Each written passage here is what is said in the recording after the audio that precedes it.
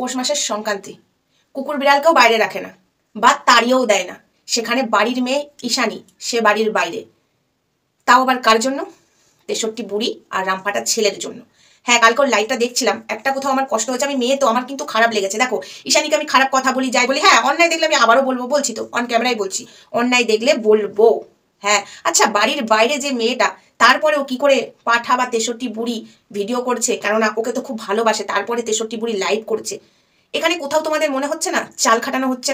আমার সেটাই মনে হচ্ছে। মেয়েটার কদিন বাদে জন্মদিন, আজকে অশান্তির পর অশান্তি, মেয়ে দুটো কিন্তু শান্তিতে নেই, এখন ঈশান্তি অশান্তি ভোগ করছে। কালকে লাইভটা তোমরা কেউ দেখেছো?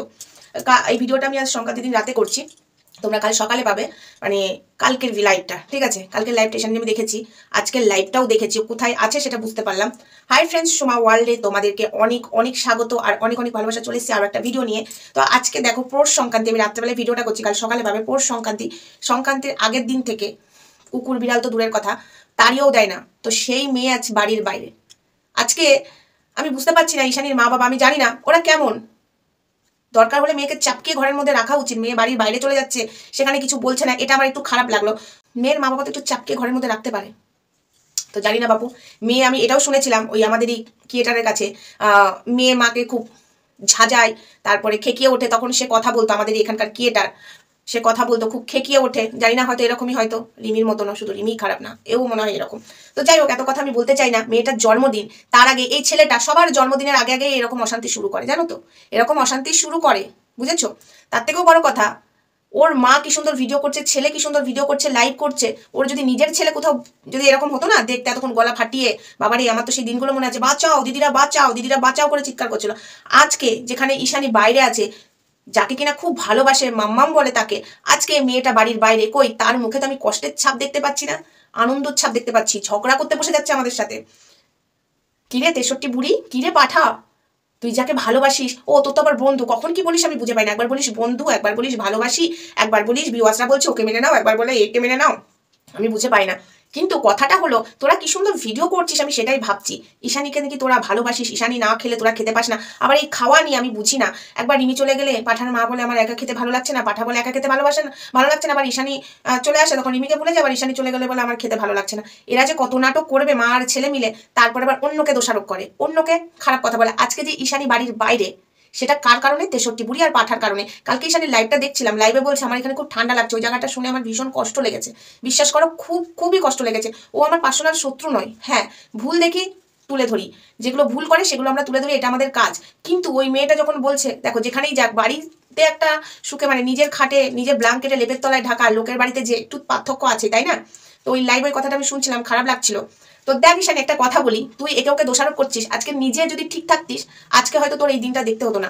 আজকে আমি তোকে একটা কথা বলি, এক সেকেন্ড, আজ যদি, হ্যাঁ লাগাও, আজ যদি তুই নিজে ঠিক থাকতিস, তাহলে হয়তো আজকে তোকে আবারও বাড়ির বাইরে যেতে হতো না। দেখ আজকে যে কথাগুলো বলছি শুনতে খারাপ লাগবে, পিড়িতে মজিয়া মন, কিবা হাড়ি কিবা ডোম, পিড়িত যখন মজে যায় না, হাড়ি ডোম দেখে না, জাত দেখে না। তো যাই হোক, এত কথা আমি এখানে বলতে চাই না। আজকে যারা তোকে লাত মেরেছিল, যারা তোকে অপমান করেছিল, আজকে তুই আবার সেখানে গেছিস। কিন্তু দেখ, তুই আজ বাড়ির বাইরে, তারা কিন্তু বাড়ির ভেতরে। আজকে কার জন্য বাড়ির বাইরে? পাঠা ছেলের জন্য আর পাঠা মায়ের জন্য। তুই বাড়ির বাইরে, তোদের বাড়িতে তুই ঢুকছিস না। তোর লাইভটা দেখে, তোর ভিডিও দেখে আমি বুঝতে সরি ভিডিও না, লাইভটা দেখেই বুঝতে পারলাম তুই বাড়ির বাইরে।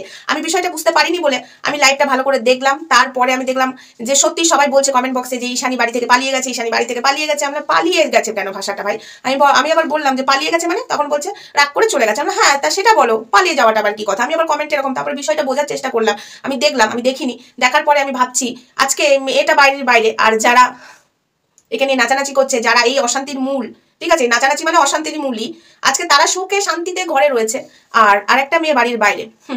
কথাই আছে না, ধর্মের কল বাতাসে নড়ে। 63 বুড়ি, তোমারও কল বাতাসে নড়ে। আজকে তোমারও ছেলে তোমার কাছেও থাকবে না, ছেলে থাকতে তুমি ছেলেকে এবার কাছে পাবে না। দেখো ভগবান বলে কিছু আছে, একটা বাড়ির মেয়েকে বাড়ির বাইরে করে দিচ্ছ তোমাদের অশান্তিতে, তোমাদের চাপে, সেটা আমি বুঝতেই পারি। ও চাপে মুখ খোলে না, দেখো না আমাদের বেলায় কিছু বলতে চলে আসে, যদি না বলে তারা তো জ্ঞাতনটা মারবে তোমরাই। তোমাদের বলা কথাগুলোই ও বলে, আমি সেটা বুঝতে পারি, কারণ তোমাদের সাথে একদিন হলে দুদিন হলেও তো কথা বলেছি, সেটুকু বুঝতে পারি, বুঝেছো? তো যাই হোক, বেশি কথা বলে আমার ভিডিওটা বড় করার এক ফোঁটা ইচ্ছা নেই। ঈশানী একটাই কথা বলবো, বাড়ির বাইরে না যে বাড়িতে যা, লড়াই কর। আবারও একটা কথা বলছি, ওই ছেলে ছাড়, ঠিক আছে, নিজের ভবিষ্যতের দিকে তাকা। তুই আমার শত্রু নস। হ্যাঁ, তোকে যে কথাগুলো বলেছিলাম, তুই আবারও অন্যায় করলে আবারও বলবো। এখন তোর আমি যেটা ভালো দেখছি সেটাই বলছি, তোর সঙ্গে যেটা হচ্ছে আমার ভালো লাগছে না। আমি ভাই পাল্টিবাজি নই, ঠিক আছে? দেখ, পাল্টিবাজি যদি হতাম তাহলে একবার পাঠার হয়ে কথা বলতাম, একবার তোর হয়ে কথা বলতাম।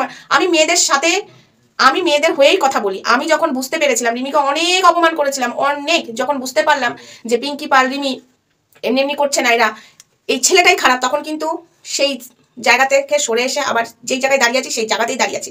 এখনো যেমন রিমি অন্যায় করছে, রিমির অন্যায়টা দেখে যেমন শাসন করছি, তেমনি আবার রিমির ভালোটা দেখেও আমি রিমিকে ভালো কথাই বলি। তোকে বলছি, তুই তো একটা মেয়ে, একটা তো মা বাবার সন্তান।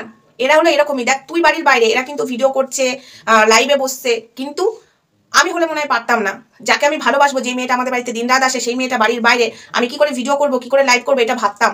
কিন্তু 63 বুড়ি বা 63 বুড়ির ছেলের এসব নেই, এরা বিন্দাস আছে, লোকের সামনে নাটক, নাটক ছাড়া আর কিচ্ছু নয়। আজকে মেয়েটা বাড়ির বাইরে, আর ঈশানীর মা বাবাকে আপনাদেরকেও বলছি, মেয়ে বাড়ির বাইরে কেন রয়েছে, চাপকে নিয়ে আসুন, যেখানে আছে চাপকে নিয়ে এসে ঘরে রাখুন।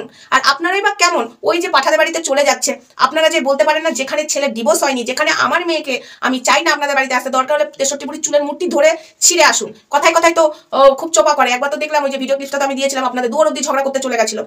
তো পারলে আপনারাও যে ঝাঁটা পিটে করে আসলে মা আর ছেলেকে, আপনার মেয়ে বাড়ির বাইরে, তাও আবার পৌষ মাসের সংক্রান্তিতে, কুকুর বিড়ালকেও তাড়ায় না। আপনারা যে কেমন আমি বুঝি না ভাই এই মাগুলোকে। তো যাই হোক বন্ধুরা, ভিডিওটা আপাতত এখানে রাখছি, নেক্সট ভিডিও দেখাবো, ততক্ষণ সঙ্গে থেকে ভালো থেকে সুস্থ থেকে আসছি ধামাকাদার ধামাকাদার খবর নিয়ে। তো চলো টাটা।